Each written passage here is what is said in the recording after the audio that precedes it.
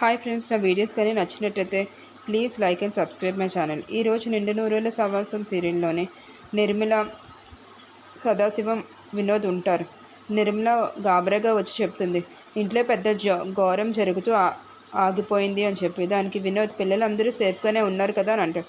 అవును బాబు, పిల్లలందరూ బాగానే ఉన్నారు, కానీ మీ వదినికే కాలికి దెబ్బ తగిలింది, మెట్ల నుంచి జారి పడిపోయింది, వెళ్ళి ఒకసారి పలకరించు అని చెప్పి అంటుంది. దానికి వినోద్ కోపంగా, తర్వాత పలకరిస్తానులే అని అంటాడు. దానికి నిర్మల అంటుంది, మీ వదిన నీకు ఏం పాపం చేసిందని తనతో అలా ఉంటున్నావు అని చెప్పి వినోద్ని అడుగుతుంది. దానికి వినోద్ అంటాడు, ఆవిడ గారు ఎలాంటిదో నాకు తెలుసు.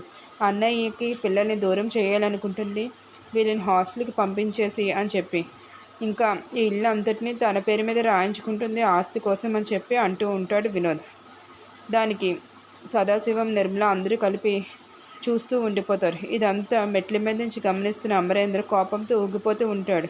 ఏంటి వినోద్ ఇలా మాట్లాడుతున్నాడని చెప్పి కోపంతో ఊగిపోతున్న అమరేంద్ర వినోద్ దగ్గరికి వచ్చి చెయ్యెత్తి కొట్టడానికి చూస్తాడు. ఆ అరుపులకి అందరూ ఒక్కసారిగా షాక్ గురవుతారు. ఏంటి అమరేంద్ర వినోద్ కొట్టబోయాడని చెప్పి లోపల ఉన్న మనోహరి కూడా ఇదంతా బయటకు వచ్చి చూస్తుంది. ఏంటి అమరేంద్ర ఇలా ఇంత సీరియస్గా ఉన్నాడు అని చెప్పి